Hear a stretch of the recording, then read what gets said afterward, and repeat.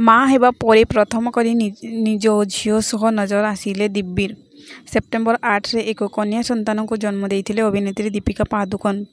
प्रसव पर डाक्तरखाना 7 दिन रहिबा परे सेप्टेम्बर 15 रे से घर को फेरिथिले। घर फेरिबा समय रे किछि फोटो एबे वायरल हेबारे लागिछि, जोंथिरे दीपिका निज झील को कोଳରେ धरी कार रे बसिथिबा देखिबाकू मिलिछि।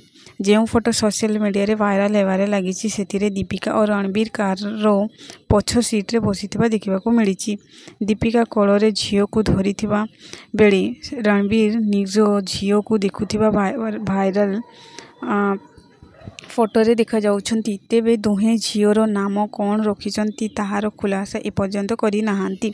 एहा पूर्वरु दीपिकांको प्रसव सेप्टेम्बर 28, 2024 रे दक्षिण बॉम्बे रे एक डाक्तरखाना रे हेबार संभावना रहिथिबा नै चर्चा होइथिला। एही तारीख सामना को आसीबा परे जणा पड़िथिला जे बॉलीवुड अभिनेता रणबीर कपूरको जन्म मध्य सेप्टेम्बर 28 रे होइथिले। रणबीर दीपिकांको पूर्व प्रेमिक होइथिबारु तांको जन्मदिन रे दीपिकांको प्रसव हेबा एक संजोग बोली लोके दाबी करिथिले, किंतु सेप्टेम्बर 28 परिवर्ते सेप्टेम्बर 8 रे दीपिकांको प्रसव होइथिला।